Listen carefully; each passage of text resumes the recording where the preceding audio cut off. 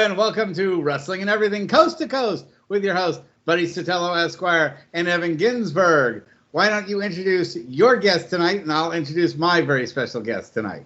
I think your guest has frozen already. Uh-oh. The screen is frozen. Uh-oh. Why don't we start the show? Oh, there he is. He's in. Again. He's back. He's back. So please introduce our first guest, and I'll introduce my special guest. Okay. My guest is noted referee. We had him on about a year ago when he was suffering mightily from COVID, but he's back on his feet, and we're happy to have him, and we'll get an update on all of that. Noted referee, Alfred Parsard Jr. How are you, Alfred? I'm doing good. Thank you guys for having me back on a year later. Pleasure to be here. Great pleasure. There you go. And you sound much healthier, and you look much healthier. That was a rough stretch you went through. Tell the listeners before we bring on Owen. It's a long battle. The battle is still not over because, COVID is a very, very unforgiving virus. So still got some residual effects that have halted my referee career. But compared to where I was last year, I'm doing much, much better. Okay. That's good to hear. And my guest this evening is someone that I have there's nobody that's known me longer or better than this gentleman across the video aisle from me. And that is my brother, whose stage name was Warren Michaels, as announcer for Pro Wrestling Iron, but also the Bob's Muda to my Andy Kaufman, my brother Owen Jackman. It's great to have you on the show. He's been a huge fan of the show. At a last-minute cancellation, it was great to bring him on the show tonight. And he certainly has plenty of opinions about professional wrestling and the state of wrestling as it is today. And we spent a lot of time. I just wanted to say that, like, for many years, my brother lived with a guy who absolutely hated professional wrestling. Yes. So what I would do is I would record all the best wrestling matches from Monday Night Raw, from Global when it was on, ESPN in the afternoon, World Class, WCW, and when it was back in the NWA territories or Mid-South. I'd record all the best matches, and we would have, like a 6-hour videotape, and he would come over and visit, and we'd have just a wrestle-thon. We would just sit there and watch like 6 solid hours of all the best matches all in a row, no commercials. It was really what, got us to love wrestling so much, and it was great time to really do that. And also, I have to say, my brother had the foresight to buy tickets to WrestleMania 2 for what, $15 a piece? Yeah, $15. It's $15. Amazing. We went to see it over at the LA Sports Arena, and we got to see the Hulk Hogan versus King Kong Bundy blue steel cage match. So yeah, it's I am a longtime fan. I before we got on, I have caught every single podcast and have enjoyed them greatly. And it's a real honor and a privilege to get to be on this podcast. So thank you. Real awesome. So you guys are real brothers. It's not like Jimmy, Johnny, and Jerry Valiant. Yes. Or Ole and Arn Anderson. That's right. Yes. We're very, very similar to one of your guests, Lanny Poffo and Rick Savage during our entire time in APW, PWI, Pro Wrestling Iron, Wrestling for Charity. We never, ever let people know we were related. We wanted to we never told people we were brothers, and that's something, and it never got out, and that was something. Yeah, that's great. That's the beauty of pro wrestling, is that you have people that are related that don't say they're related, and then people who are not brothers who pretend to be brothers. That's the beauty of pro wrestling. Well, the resemblance is there, and they don't make heads like that anymore. So I'm convinced you're brothers. Yes. Yeah. Well, I got stuck with the glasses, so. So Alfred, This is really important, actually. If anybody knows about COVID, unfortunately, it's you. You were hooked up to a ventilator. I mean, how safe do you think it is, working a indie wrestling show, being in a dressing room with a lot of people, some who may not be vaccinated yet? What's your take on all of that? I have mixed feelings on that, Evan, for several reasons. Number one, I feel that, if you are vaccinated, even though you're not clear out of the woods, you're a little bit more safer than somebody who would be unvaccinated. So if you're in a dressing room and let's say it's 5 guys in a corner and all 5 of those guys are vaccinated, okay. But when you start to mix and then you don't know where guys in the dressing room have been in their personal lives, or you don't know who they live with and where those people have been, that's when you start to get nervous. I personally have started to do commentary since, the in-ring stuff is pretty hard. And even being at the commentary desk, being at the show period, part of me is like, okay, pandemic seems to, be easing up.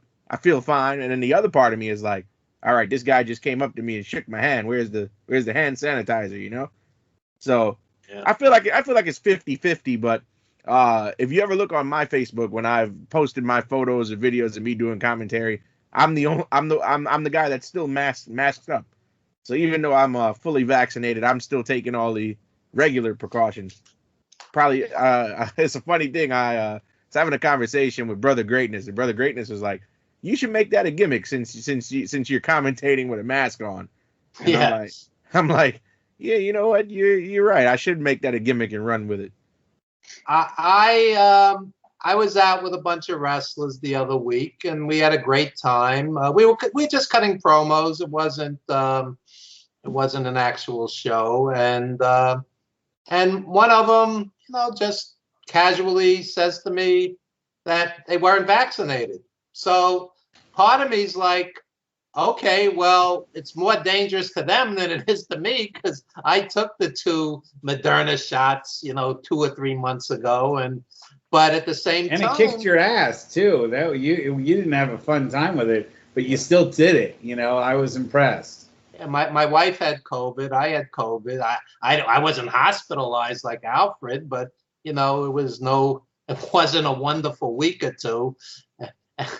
I'll never forget, I'm sitting on the couch and part of my brain is going, I gotta pee. And the other part of my brain is going, I'm too tired to get off the couch. So it's like a 15-minute battle of wills till I finally hit the bathroom. But I can't complain because Alfred went to hell and back. But my point is that, I enjoy working indie wrestling shows, in whatever capacity, working a gimmick table, doing heel managing, whatever it may be. But I'm still a little leery because some of the people there have not been vaccinated. And then to also bring up your point, Evan, you see some of these guys in the dressing room, and some of them, they say they're not vaccinated, and they're just walking around like things are normal, And I feel like if you're gonna participate in these type of events, this is where you need to be the most sanitary, the most cleanly, And again, with the whole COVID ordeal, you not only have to look out for others, you got to look out for yourself too. Well, that's the irony of it, because Moderna is 94.5% effective. So statistical, you're not going to get sick. They're going to get sick. So, it's really on them. It does mystify me that people are like, okay, I don't want to take the vaccine because, I don't know what's going in my body. I don't want to, subject my body to something I'm not sure of. Oh, but will I participate in this fluorescent light bulb smashing, barbed wire, blood-stained mat that hasn't been washed in like 6 months? Yeah, I'll get in the ring there, but don't give me a shot because that could hurt me. Yeah, really. Yeah, fire, but please don't give me a shot. What I think about COVID is, what they don't know about COVID could fill a book. And I have another very close friend of mine who's like him as a long hauler. And, they keep finding out things that, since it's, dealing with your circulation and your breathing, that there's so many other things that they're now finding out. It affects your cognitive ability, breathing, circulation. My friend, she lives in Madrid, and she says sometimes when she tries to walk a city block, she feels like she has 100-pound weights on her legs. I mean, it's no joke. And, I'm an educator, so I had to get vaccinated. But it amazes me that in a sport where there is so much contact and so much interaction that, wrestlers, for the good of themselves and everybody else that they interact with, don't get themselves vaccinated. No joke. I had a half dozen friends die from it in a year and a half. Half dozen. Plus, you got it, so it's no fun. And to go off Buddy's point, the most fascinating thing, people say they don't want to take it, but I've seen guys at shows eat the worst pre-show meals full of junk. I've seen guys smoke cartons of cigarettes before, during, and after a show. So they pump their bodies with all this stuff that's not good for you, but they won't take a shot. And the worst part is, like you said, you're willing to go bump around in a ring. Wrestling is not like a sport like basketball or baseball where you're on your feet all the time and you never touch the ground. Some guys, they go to the bathroom in their wrestling boots and then go in the ring, step outside, have a smoke. You don't know what you're stepping in, and then, you go and bump around in that what's come off your shoes. So that wrestling ring is one of the most filthiest places you can I've never seen a ring canvas be washed. I've never seen one be washed in all the years that I've been involved in wrestling. I've never seen someone. I don't know how you actually even go about washing it and cleaning it off, because it's not the kind of thing that you can take to the laundromat or so you can't hang it over a clothesline or anything like that. It's just pretty much after you wrestle, it's just rolled up into a big ball. It's a big roll and stuffed into the ring truck, and maybe the 110-degree temperature inside the ring truck kills everything. But I wouldn't trust it to do all that stuff. Yeah, no, wrestling is, and then let alone the locker rooms too. Those places sometimes have to be. You might as well just take an entire Orkin van and blow it up inside to try to fumigate that place. Some of them are pretty awful. There's been no shortage of staph infections from rings in wrestling. That's not a secret. It's So I have very mixed emotions. I mean, I love wrestling. I love being around it. I love going to the indie shows and supporting it. But part of me is like, it's risky. Even driving in cars with a car full of guys some of whom may not be vaccinated. So I'm basically just picking my spots. There's a big old school wrestling convention in Hamburg, July 24th. I'm going to work that. Legends of Hamburg, all the guys who did the old tapings, WWF used to tape out of there. And Bob Orton Jr. is going to be there. A ton of old school guys who work that building. So that'll be fun. But I'm not going to be in a dressing room with 40 people. I think people genuinely miss the fun of indie wrestling. I think after being subjected to so much of the wall of televisions by, the WWE, which I think when we look back on it 20 or 30 years from now, we're going to say, what the hell was that all about? It's like an evil beehive. Yeah, it's just, it's so 1984 George Orwellian type thing, out of some sort of weird science fiction thing. We have, a wall of television sets that are watching you instead of you watching the TV. It's all very, bizarre Truman Show type thing. So I think that there's a big a swell of people that have been waiting to see independent wrestling again. And I hope it really, revitalizes things, because a lot of the indie feds have taken a big hit over the last year or so. WWE has actually sent me emails to invite me to be part of that. What do you call that thing again? Thunderdome. The Thunderdome. Thunderdome. So my fantasy is to go on the Thunderdome and do performance art, where I start to fall asleep, and I do like exaggerated, oh, hold up signs, boring. Yeah. How about this? Can you imagine? When the Miz is up there, yeah. Yeah, the Miz. There you go. I actually participated in a Thunderdome once, and I did it and said never again. What was that like? Yeah. What was all of that all about? The experience is weird because the camera angles, it doesn't feel like I'm there live watching it. So pretty much what it is, you watch the show on whatever mobile device that you have, phone, laptop, tablet, and then you hear a producer talk to you throughout the process. So they'll tell you who to cheer for, who to boo. During a commercial break, they'll cue you in and be like, "All right, guys, get ready to cheer. We're coming back in 3, 2, 1." So, and then if you don't follow the producer's directions, they boot you off the Thunderdome. Wow. So yeah. So for example, the night that I was on there, Bobby Lashley was about to make an entrance. So the producer's like, "All right, guys, we need big boos for Bobby Lashley." And then as he's coming down the ramp, he's like, "All right, guys, ramp it up. We need more boos."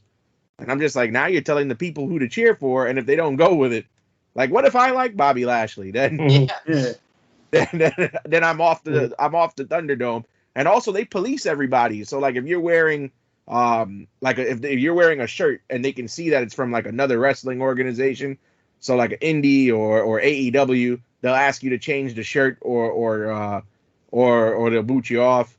So yeah, Speaking of complete boot control. it off, I wanted to know both of your guys' opinions on the Kenneth Mobley situation, and I don't know if you're familiar enough with it, but that's the lady who was fired after being interviewed about her new position as a writer for the WWE, and she called Bobby Lashley Bobby Ashley. What do you think, Owen? I mean, I think it just shows, I don't know, how awful and just the kind of the low of the WWE that you're telling me you can't find anybody with some kind of wrestling experience, they don't want some knowledge of the sport. I mean, it's just it's an insult. I mean, there has to be people out there that understand and have some kind of knowledge. I mean, the writing on WWE just keeps getting worse and worse and worse. And I've been watching with my brother since the days of big time wrestling. The first wrestlers I ever got into were Pat Patterson and High Chief Peter Maivia. Oh, and I do want to make this comment. If Stacey Leilua, the lady that plays The Rock's mom, doesn't win a Grammy, I don't know why they even have Grammy awards. Emmy. So I just wanted to throw that, or Emmy. I'm sorry, Emmy award, not Grammy. But if she doesn't win an Emmy award, they shouldn't have awards. She steals the show. I want to really apologize to all you guys. It's been so hot here. Like Russ was like sweating the last 2 weeks. I took a nap and just woke up. It's so friggin' hot. Let me add something because I just wrote about this. And who's our guest that's talking about Bay Area wrestling, the Roy Shire era? Which Owen That's Jackman. my brother. That's big time wrestling. It's where we cut our teeth. Photographer via his publicist, Davey Rosenberg. But when I watch the show, I love the show, but there's a bullshit element, and I'm not sure why Dwayne might have rewrote that, but none of those wrestlers worked for Leah Maivia's Polynesian Pro. So I don't know if anybody here went when she'd bring in. She must have had about 4 to 5 of the tours, basically her same crew. It was all Honolulu nobodies, Farmer Boy Ipu, who no one ever heard of, and then occasionally Kevin Sullivan. So she brought the tours to San Jose, 5 of them.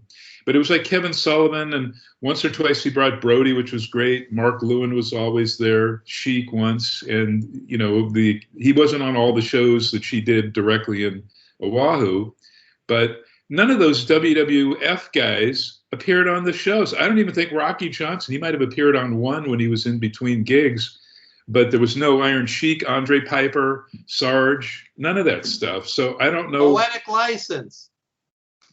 Yeah, but then they portray her as this, great, wonderful grandma that we would all like, in pro wrestling at least.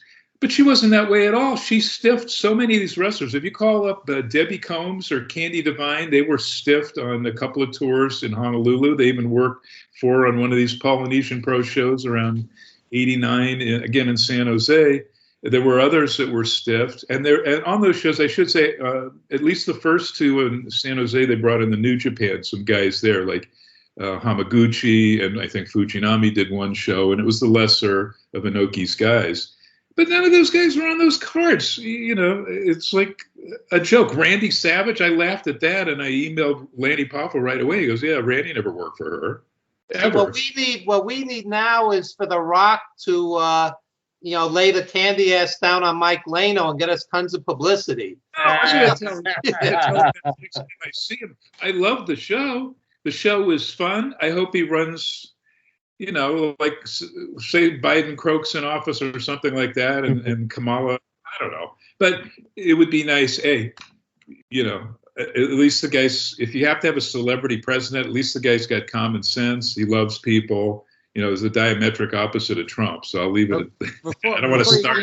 Before you came on, Mike, I was letting Al talk about what he thought of that WWE writer that knew nothing about the WWE, that they just hired and then fired. I wanted to get for blabbing on.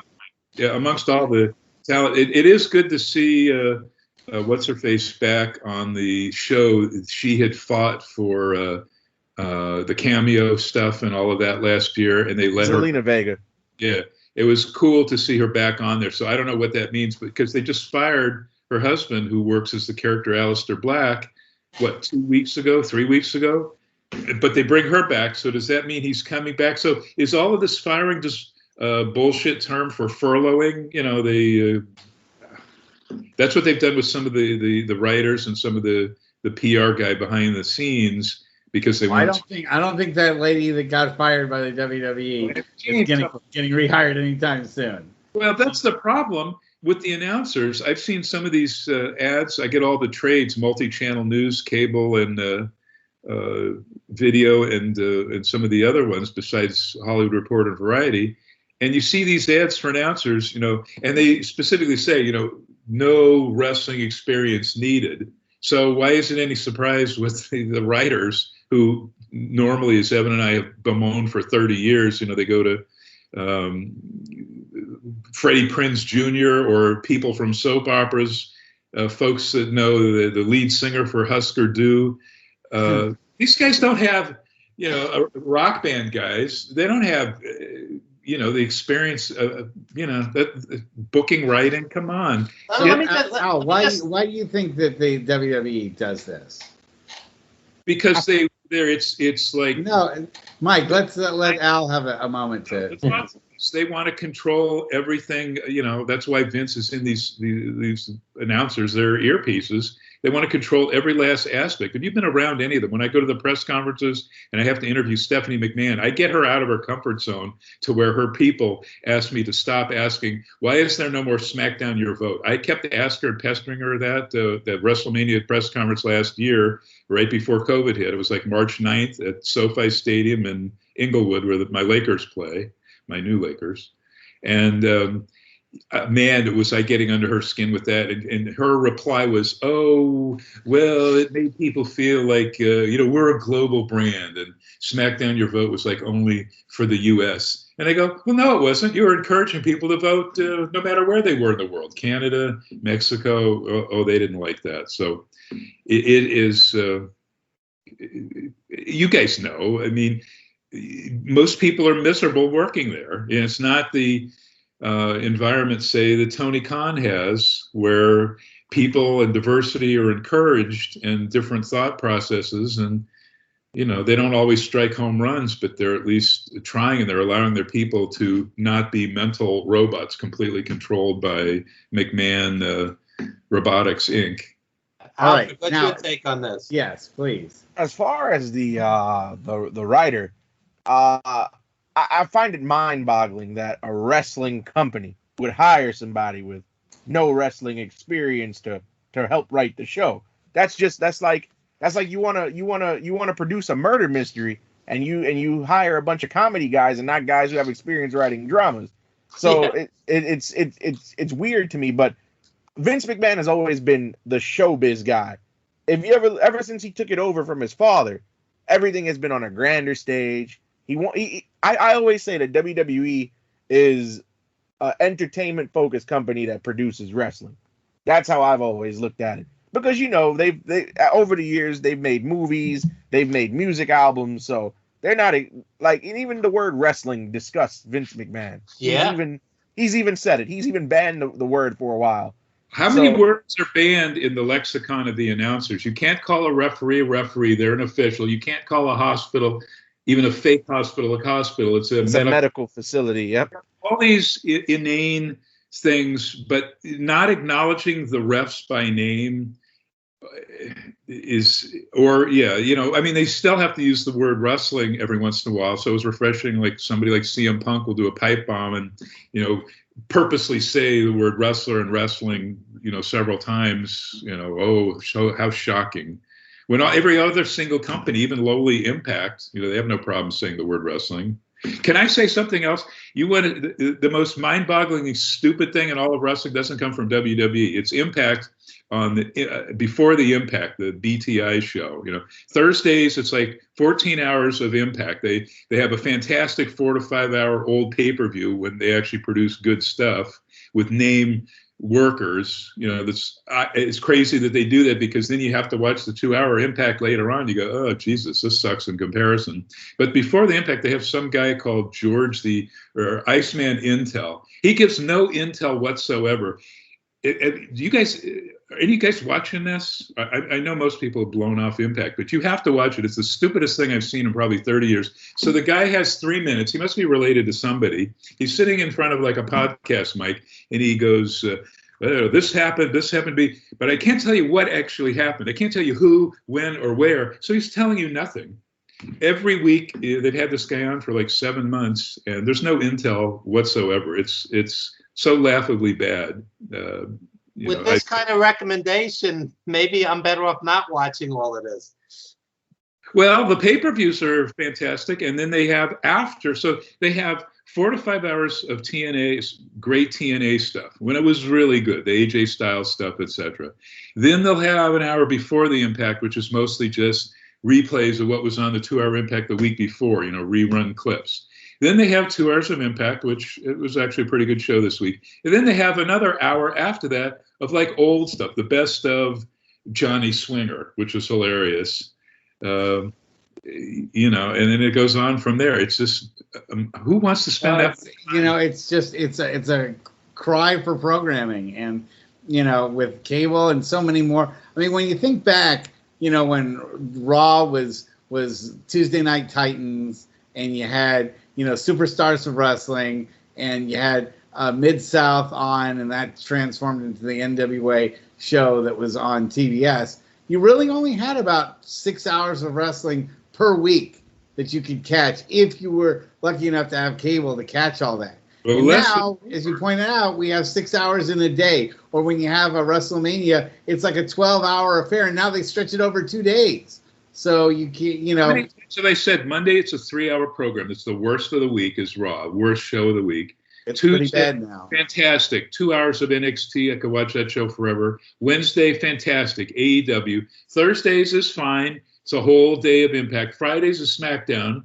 And I haven't even mentioned, you know, Ring of Honor and syndication wherever you might be. You know, it could be on a Saturday night.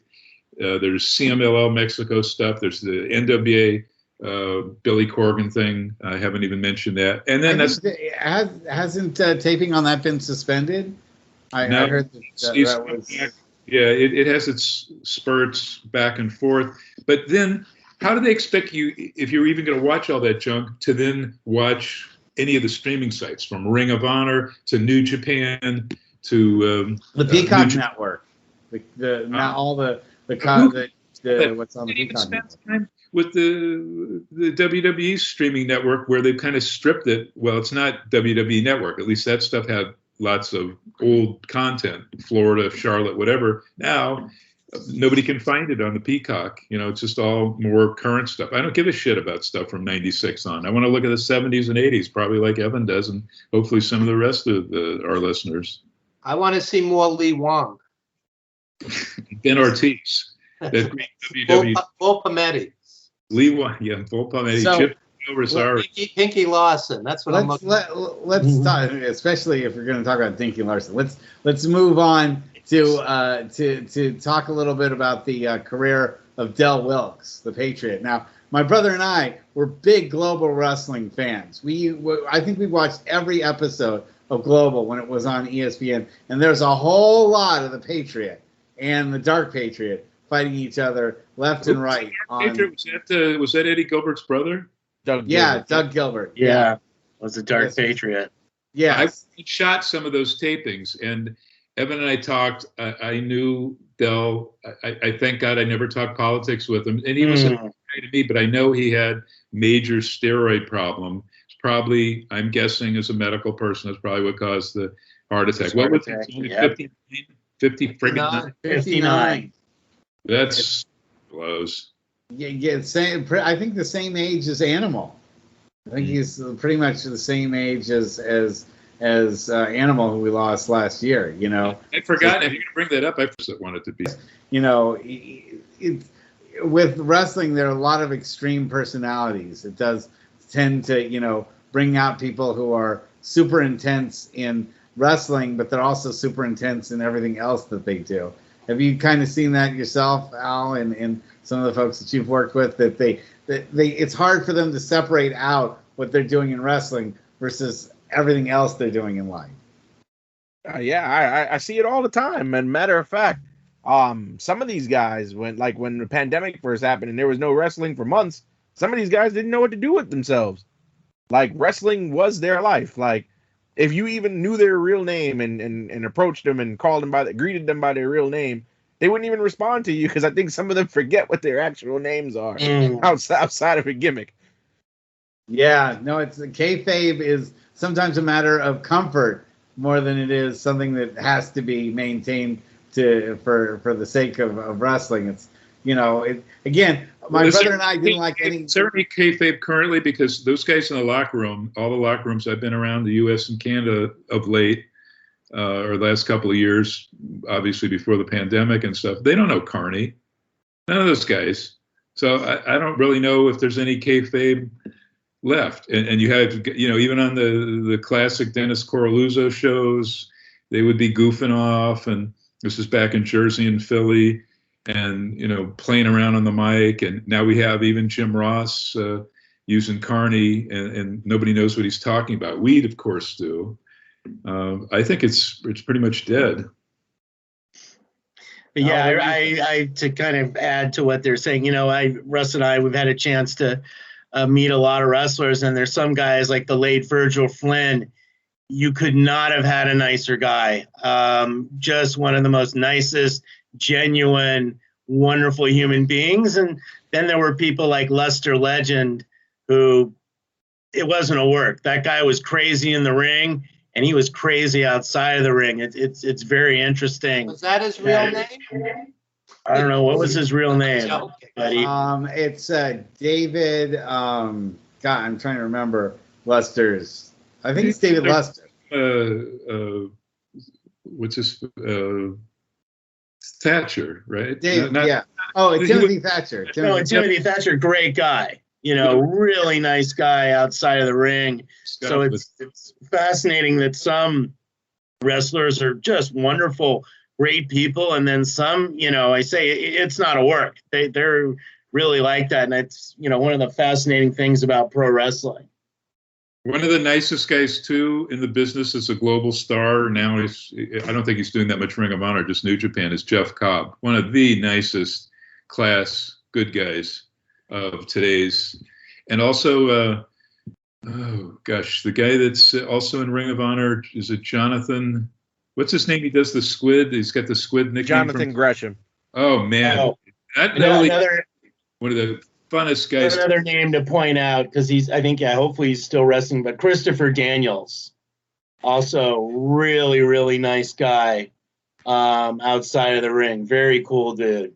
He's taking time off. I don't know what the deal is, whether he's truly retiring and now, allowing Frankie to do the current renegade character that he's doing, Frankie Kazarian. I should email Daniels and see what he's doing. If he is retiring, shouldn't be that hard to bring him on this show. He's just always telling me he's too busy when I've been asking. But if he ain't busy, I'm bringing him on. Okay. Yeah. So, so what do you think is right now especially Alfred, I'm curious about what's going on the East Coast, and do you feel that things are gearing up now to be more the more independent shows are getting ready to kind of come out of the woodworks, or a lot of places are still cautious? Well, speaking of things I've noticed on the East Coast, and a lot of shows have been running since last year.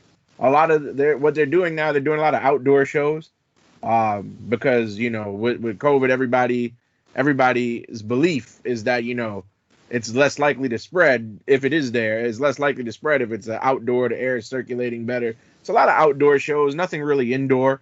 There's one company, the company that I commentate for, Intense Wrestling Alliance. They're going back indoors, but limited capacity. They're not trying to pack the place out. But mostly since last year, everybody's been outdoor. So Alfred, they had a concert the other night at Madison Square Garden that was sold out, 20,000 people or whatnot.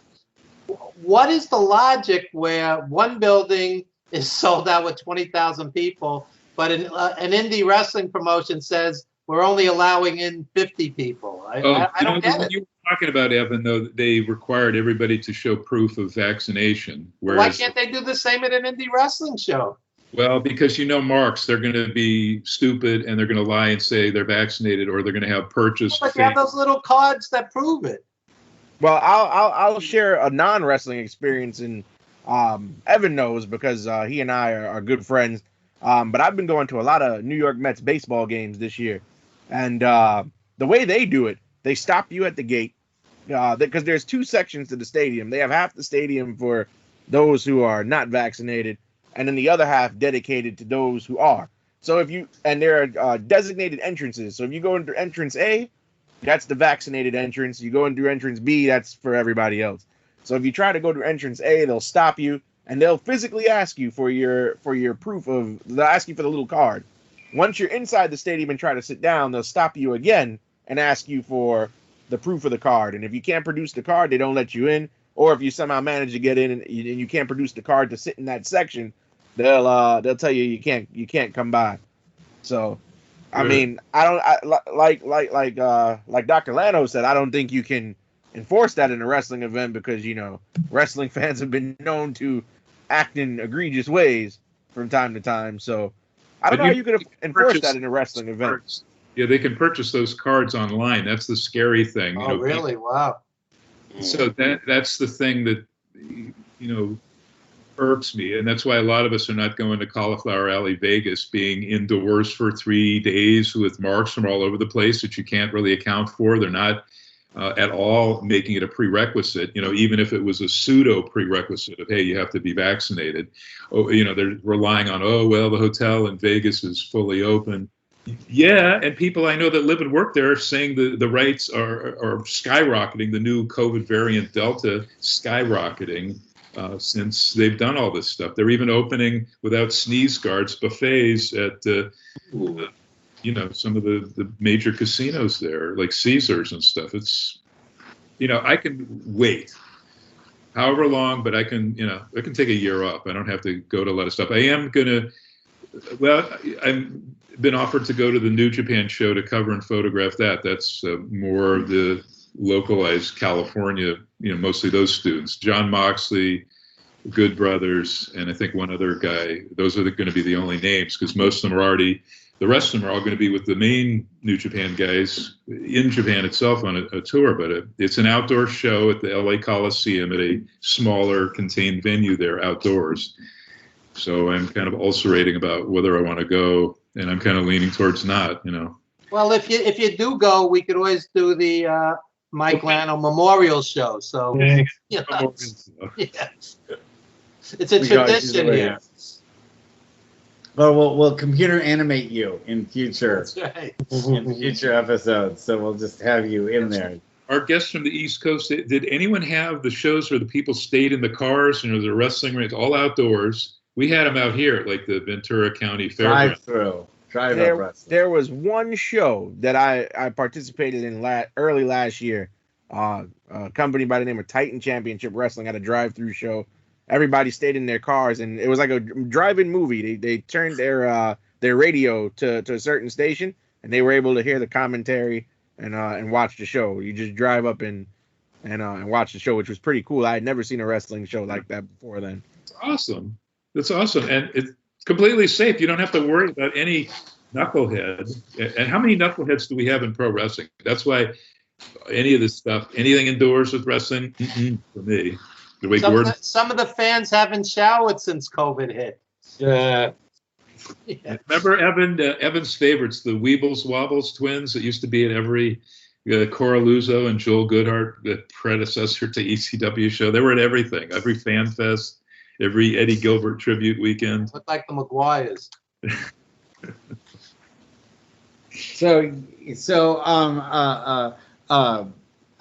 What I was also gonna say is do you think that the WWE is ever going to try to go back to more live shows? They've been so afraid to do anything on a large scale. Yet you're seeing baseball stadiums now starting to fill back up. We'll probably see full SummerSlam's live. Russ, they're going SummerSlam will be in Vegas, yeah. On SmackDown, they're starting full filled venues, and SummerSlam is going to be in Vegas at the new Raiders stadium there, Allegiant Stadium, and it's going to be packed. So do you think they'll do any more of those like basic house shows? Because they stopped doing those during a little bit. Madison Square Garden had SmackDown in September.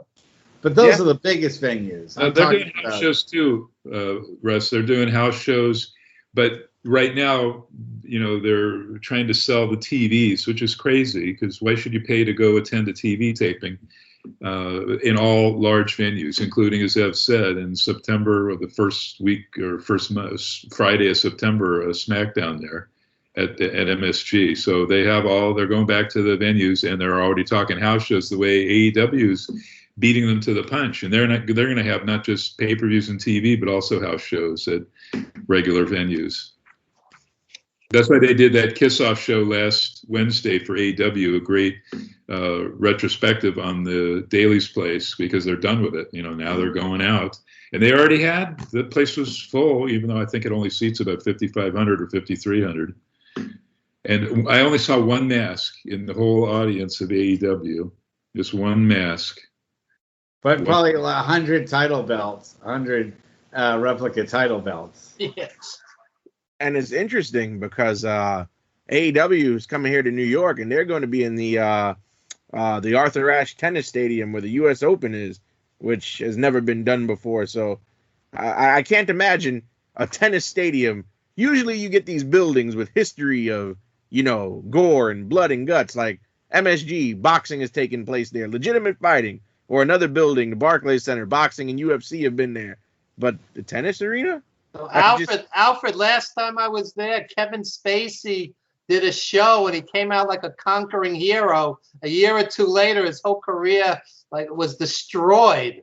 I mean, he came out like he did a one-man show, Clarence Darrow, and thunderous applause, like a hero. And, man, it's a strange world we live in. He needs to call Cosby's attorney. Yeah, the guy's barely working now. He just got one gig in the past 3 years. Yeah. Let's ask Alfred so I can shut up. I know I'm a motor mouth now since I just woke up. What is going on with the Me Too movement in wrestling because I know a ton of shit that went on in the 50s through the 70s with female wrestlers, one of which I have no problem saying. Penny Banner said that her husband really physically and mentally abused her, and that was that wrestler. Thankfully, I can't think of his name now because I don't want to say it over the air. But she had written about it in her own book, and she couldn't wait to get away from him. He's a famous Mid-Atlantic wrestler, she told quite a few others, and she did it in a daytime panel and stuff like that, talking about being abused. Only she dated Elvis. She should have married Elvis. Yeah. Where are we with that? Why did it just, was something for a couple of weeks and then nothing? And there's a lot more cases of that. not beyond the Joey Ryans and all of that stuff. Allegedly. Well, allegedly, although he's kind of admitted some of it, and he sued some of the main female that accused him, and then he dropped his lawsuit. Had to drop it. Why? It's all allegedly. Sue Dr. Mike, not us. Yeah, allegedly. We'll preface everything by allegedly, but why is the Me Too for women? It's not moving. We're not going forward.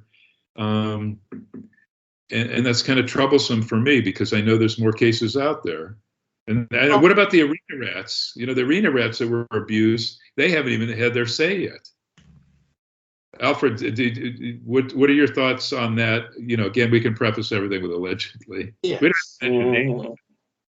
I mean, allegations are tough because if it is true, then your career, you deserve to have your career over because nobody should go to work because technically that's what it is. You get a payday after a show. Nobody should go to do a job and have to come out of there abused in any type of format. And we live in a world now in 2021 where cancel culture is very prevalent. Even things that were acceptable 10 years ago. You say stuff like that today, and a mob of people online will be ready to be like, that guy should be canceled. So, I feel that there's no room in not just wrestling, but in any industry in the world. Especially nowadays, the world is more politically correct. We should have a safe space for everybody. Not it's nobody should made to be feel uncomfortable in a dressing room or even after a show. Nobody should get inappropriate text messages or unwanted solicited photos sent to them. Like it's just unacceptable. And my heart goes out to all the victims affected in that movement. I find it ironic and tragic that women will come to the defense of Cosby, come to the defense of Trump, and go, all those women were gold diggers, bitches, hoes, liars. I'm like, there were 63 women. You're saying not one of those women were telling the truth? There were 20 plus women with Trump. Nobody's telling the truth. I mean, wouldn't you think women would understand this? I don't get it. Cosby was found innocent because the women were lying was because the prosecutor had made a deal not to press charges against Cosby, and so it didn't. The second prosecutor proved beyond a shadow of a doubt that these things actually happened, and that the truth of that has not been disproven. It was that he shouldn't have been charged in the first place, thanks to the sloppy work of the original prosecutor. You could go right on YouTube. There's a video of Cosby on a late night talk show talking about Spanish Fly and laughing about it. Oh my God! It's right on YouTube. Well, and in Trump's case, with the Billy Bush thing, the grab him by the pussy admission, that's on tape as well. That's just as damning. But with Cosby, at least, how do women defend these guys? Well, yeah, they do. It's amazing. The other thing that I think is going to be very crucial, and I know it doesn't have to do with wrestling, but what happens with Trevor Bauer? I heard about that today, yeah, and does he start on Sunday? And I don't know what's worse, what he did, or that Dodger fans that are trying to defend his actions, and that she asked for it, and it's consensual. And my feeling is, we're not talking about an adult entertainer. We're talking about an athlete. And how can anyone take a child to a game and say, look at this guy pitching? I mean, so that's another major thing. But yeah, it boggles the mind that, when these things happen, that they're defenders. I mean, I hope that Felicia Rashad gets removed from her position at Howard University. My jaw dropped when she did a statement supporting him. And as my brother said, he got off on a technicality, not, they screwed up. The prosecutors made a mistake. I point out hypocrisies on the right, the left, I don't care. Well, if you're talking about Howard University, they got millions in donations from Cosby. Why don't they return the money too? But let's look at the Bauer thing. Was that when he was still a Met? Didn't he shit on the Mets fans? With the Dodgers. Oh no, Yeah, this thing with the Dodgers was apparently in April and May, two separate Mhm. incidents. But his attorney says that he has text message proof that the young lady asked Trevor Bauer to do those things to her. So that's the crazy thing. It's But like, is yeah, she a minor, though? If she's a minor, it's immaterial if she asks. Oh no, she's not a minor, but she's alleging she was assaulted. But apparently, the attorney for Bauer says that they have text message proof that she asked to be choked unconscious and all this other type of stuff. So if she asks for it and she's a consenting adult and he simply obliged, I don't really know if you can pin the guy to a cross and crucify him. It's there's one thing to, yes, if there's consent, should he go to jail? That's debatable. Does he have the moral turpitude to be a professional athlete? I don't think so. At least that's my opinion. The big difference between going to jail and having the privilege of being a professional athlete. That's, just my opinion. Ever since Me Too started, I told Buddy to stop sending me those nude shots. Yeah. Yes. Yes. They got to go somewhere. Yes. I got to do something with them. The porn sites have already said no thanks. They want to start charging me to post those. So. Why haven't we heard about that in rock, particularly with those groupies? Some of the stuff, if you've seen any of those documentaries on the groupies, and they say what they did, and that they just gave in and they were pressured and all that stuff. I'm waiting for a lot of that stuff to come out. I don't think there's been, how many rock guys have there been? It's mostly been comics like Louis C.K. and Aziz Ansari. Well, out of musicians, R. Kelly was the one that was hit the hardest from Me Too. That they did a whole 10-part documentary series on his offenses. Bump and Grind is still a great song, though. Yes. And Sacramento, we have our former mayor, Kevin Johnson, admitted to sleeping with a 15-year-old, yet he got elected mayor twice. And he gave an out-of-court, $250,000 out-of-court settlement. And so it's, I think he was very lucky. He got out, and his wife was on the short list for Secretary of Education that ended up going to DeVos. And they joked, wow, she would be the first person to be married to a sexual predator and work for one. Yikes. What about Rudy Giuliani? Why didn't that actress in the Borat sequel, she didn't ask for him to whip it out laying on that bed? There should be charges to Rudy Giuliani. Giuliani's shot as it is. Yeah. He's cooked. They just took away his license. Yeah, to practice in New York. Yep. A little bit too late, if you ask me. He had it probably maybe about 20 years too long, and he did plenty of damage with it while he was still, practicing law, and Trump definitely showed the effects of it. If he wanted to be elected president again, I don't think you want a guy like Giuliani on your side. You probably would have been better off if Giuliani had worked for Biden.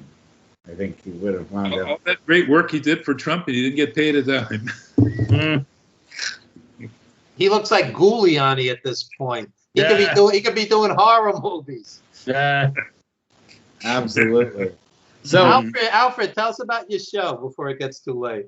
Yes. Which one? There's multiple. Okay, tell us about your multiple shows. I know about your hip hop show. Yeah, so the hip hop show is called the Rap Lab. Myself and three other co-hosts, we sit down. And it's more of a history show. So we'll take an event, a significant hip hop event like an award show, or we'll take an album and we'll break it down, discuss it, talk about its relevance, its importance to not only the hip hop world but the world in general. Just go through history and review why it was impactful, why we like it, why we don't like it, if it's something we don't like. So various topics. We just actually came back from a convention, the Boardwalk Buds convention in Atlantic City, New Jersey. It's funny, we were talking about Young Rock earlier because I met Brett Azar out there, who plays the Iron Sheik in that show. And and we did a live podcast out there. He's great, by the way. He's fantastic as a Sheik. Funny guy, and his Iron Sheik accent is spot on. So when Dr. Lano said that the show wasn't historically accurate, it kind of flat. I still enjoy it, but it troubles me because I know Leah Maivia was not the greatest person, and Ada was, in contrast, the daughter, who's Rock's mom. We need to get this episode to The Rock as fast as possible for him to trash Lano. We'll have 1 million viewers in the episode. I love the show. I watched every episode of it. I enjoyed it. It just, some of the stuff, maybe it's because, like I said, names like Farmer Boy Ipo, people would say, who? But, she had Roddy Piper and, Savage. Do you remember wrestler Kamala Lala? It was a copy of Kamala Lala. It wasn't Hawaii. Who was Kamala too? Probably. I don't know. But there was a wrestler. So I can discuss Kendrick Lamar with anybody, but let's hear his other shows. How many shows does he do a week? 3? Just 2, and then the other one is so Rap Lab is just once a week, and then bi-weekly I have the Metropolitan Report, which is I cover everything New York Mets, so game recaps, injury news, trade rumors, and all that good stuff. So it's basically like you're listening to ESPN radio if you listen to that show. And cool little factoid about that one, I actually got Pete Alonso to record a drop and co-sign the show, so that plays every show. So real proud of that. What's the Mets take on Bauer? Are they just laughing and thank God we got rid of this guy? Well, he never played for us. He was supposed to sign with us, but then he took the Dodgers offer, and Met fans were mad because he posted pictures on his website of him in a Mets jersey, photoshopped, and everybody thought he was coming here. In retrospect, I'm glad we didn't get him. So, when the Giants come to town, when the Giants come to New York, you can get me on your show because I'm always ready to talk San Francisco Giants with you. Sure. It's funny you mentioned that. I actually have tickets August 24th. The Giants come to town, and your San Francisco Giants are playing some good baseball. Anytime you could lead the NL West, that's a tough division to win. So, best division in baseball. For another show, but I can talk Giants as much as I can talk pro wrestling. My brother knows all about that. So yeah. Shout out to Buster Posey. That man's having a career renaissance. Oh yeah. No, well, he's my favorite player, but Lano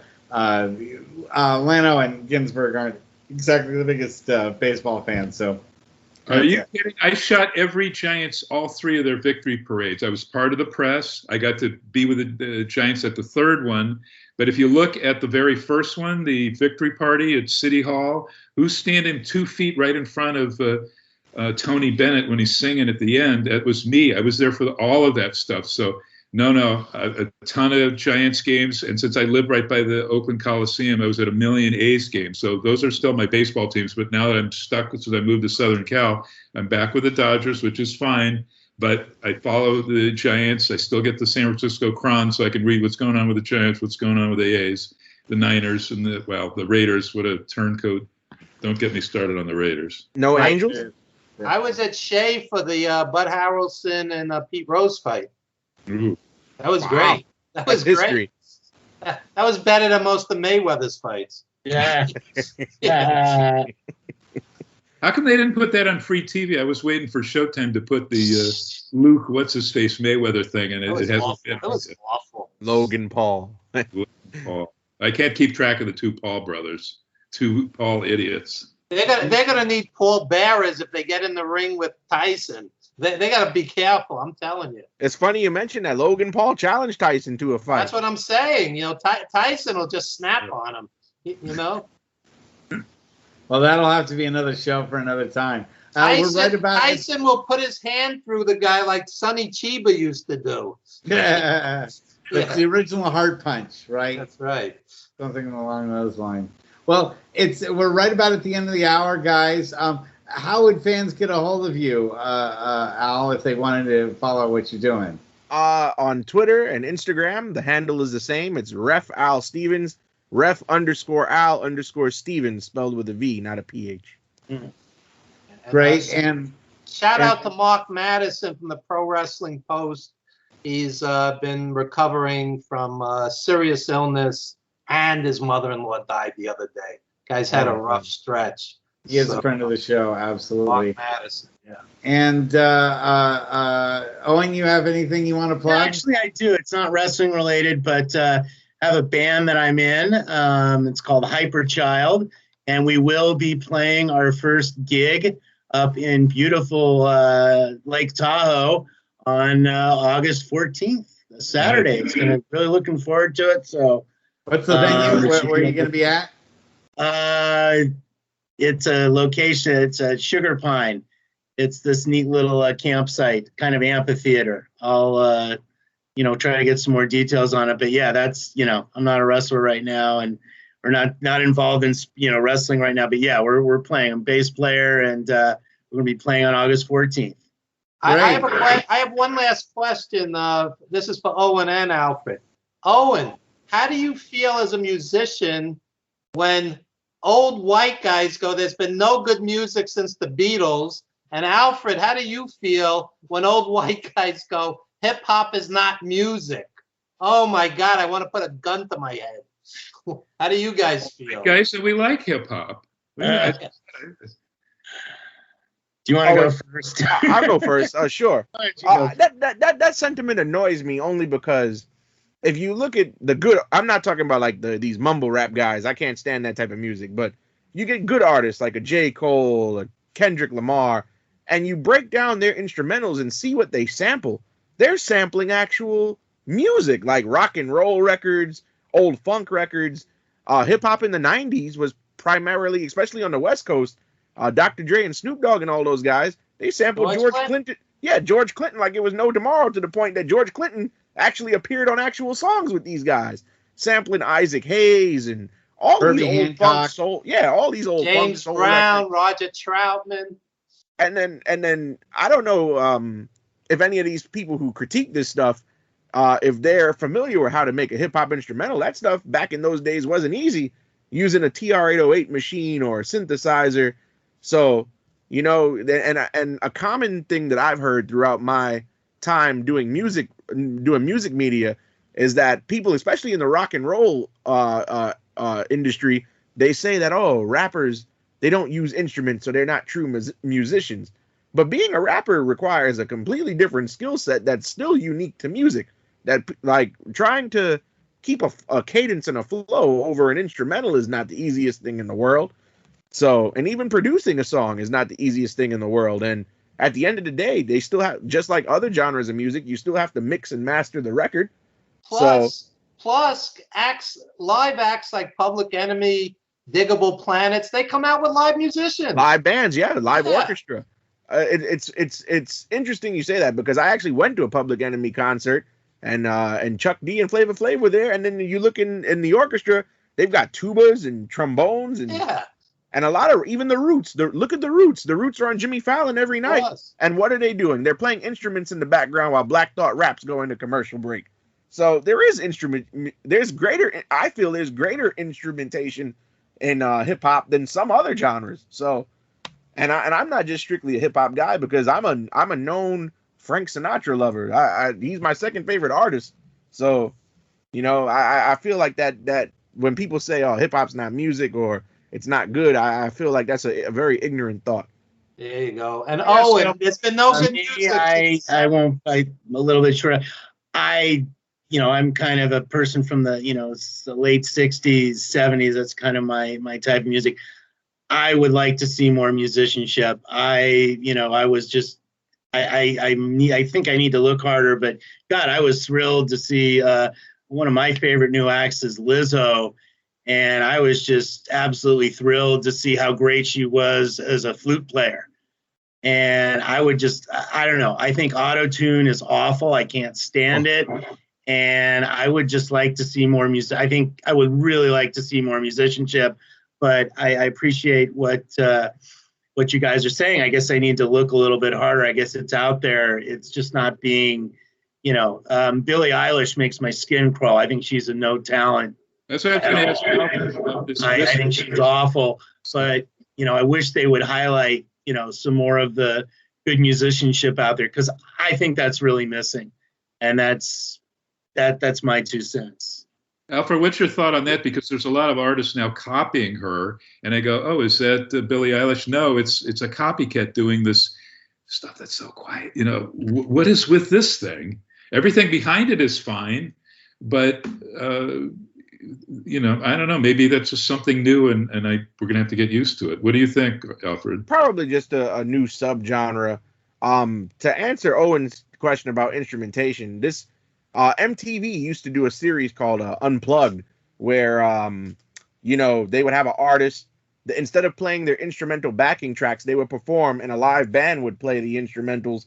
I know they did one for Jay-Z, they've done one for Nas, and other artists, not just hip hop. But if you ever get a chance to YouTube it, you can just go to MTV Unplugged. I know Christina Aguilera had one as well.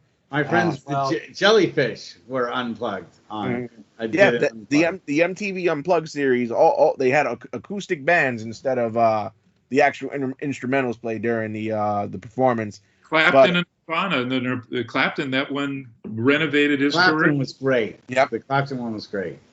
So, we'll have to do a music show one of these days. What are those? Are those action figures behind you? Wrestling action figures or hip hop? Yes. No, wrestling action figures. I'm a memorabilia collector as well. Mm-hmm. So we'll have to get into that again. So hopefully next time. Love to have you on again for a 3rd time, Al. You are a great guest, and I'm glad to see you're recovering very well. Hopefully you'll make a very full recovery, and you can keep us in mind when you've got bigger shows that you're promoting in 2021 and 2022. Absolutely, thank you, and I hope to be back. And we're glad that Mike isn't dead, because when he didn't show up, we were worried. Yeah. Very good. All right, guys. Yes. So we'll see everyone for next week. Thank you so much for being on the show this week, guys. Have a good weekend. Happy 4th of July, everyone. Bye-bye.